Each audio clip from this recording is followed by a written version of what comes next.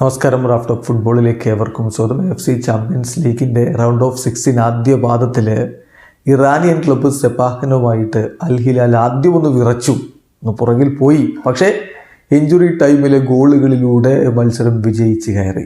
3-1 Iranian club സെപ്പാഹനെ ഇപ്പോൾ അൽ ഹിലാൽ പരാജയപ്പെടുത്തിയിരിക്കുന്നത്. അൽ ഹിലാലിന് വേണ്ടി മാൽക്കവും മിട്രോവിച്ചും അൽ ഹംദാനുമാണ് ഗോളുകൾ നേടിയത്. റസൈനാണ് സെപ്പാഹൻ്റെ ഗോൾ കണ്ടെത്തിയത്. സെപ്പാഹൻ്റെ ഹോം മത്സരമായിരുന്നു. അൽ ഹിലാലിൻ്റെ മുന്നേറ്റങ്ങൾ നയിച്ചുകൊണ്ട് ആദ്യ 11 മിട്രോവിച്ചും സലേം അൽ ദൗസാരിയും മിലങ്കോവിച്ച് സേവിച്ചും മാൽക്കമും ഈ റൂബൻ നവസും അതുപോലെ തന്നെ കാനോയും ഒക്കെ ആദ്യ 11 തന്നെ ഇറങ്ങിയിട്ടുണ്ടായിരുന്നു. പക്ഷേ ആദ്യ പകുതിയിൽ ലീഡെടുത്തത് സെപ്പാഹനാണ്. 37-ാമത്തെ മിനിറ്റിൽ റസൈനിലൂടെ അവർ ലീഡെടുത്തു. എന്നാൽ രണ്ടാം പകുതിയിൽ 57-ാമത്തെ മിനിറ്റിൽ മാൽക്കം നേടിയ ഗോളിന് അൽ ഹിലാൽ ഒപ്പം പിടിച്ചു. കളി പുരോഗമിക്കവേ 76-ാമത്തെ മിനിറ്റിൽ സെപ്പാഹൻ്റെ താരം ദനേസ്നറിന് റെഡ് കാർഡ് ലഭിച്ചു. കളിയുടെ ഇഞ്ചുറി ടൈമിലാണ് അൽ ഹിലാലിൻ്റെ വിജയത്തിലേക്ക് പോയ 2 ഗോളുകളും പിറക്കുന്നത്.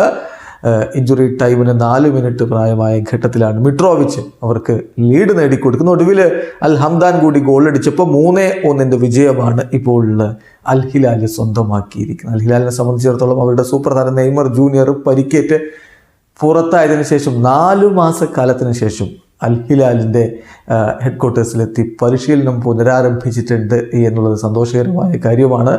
അദ്ദേഹം തൻ്റെ റിക്കവറി പീരീഡിലൂടെയാണ് കടന്നു പോകുന്നത്. തൊട്ടടുത്തൊന്നും അദ്ദേഹം കളിക്കളത്തിലേക്ക് വരില്ല എങ്കിലും കാര്യങ്ങൾ വളരെ നല്ല രൂപത്തിൽ, മികച്ച രൂപത്തിൽ പ്രോഗ്രസ് ചെയ്യുന്നു എന്നുള്ളത് ആരാധകർക്ക് സന്തോഷം പകരുന്ന കാര്യമാണ്. ഈ സീസണിൽ ഒരു പക്ഷേ ഇനി അദ്ദേഹം കളിച്ചേക്കില്ല എങ്കിൽ പോലും കോപ്പ അമേരിക്കയ്ക്ക് മുമ്പ് താരം സജ്ജനാവാനുള്ള സാധ്യതകളാണ് ഇപ്പോൾ തെളിഞ്ഞു വരുന്നത്. വീഡിയോ അവസാനിക്കുന്നു. ഫുട്ബോൾ ലോകത്തെ കൂടുതൽ വിശേഷങ്ങളുമായി റാഫ് ടോക്സ് വീണ്ടും എത്താം.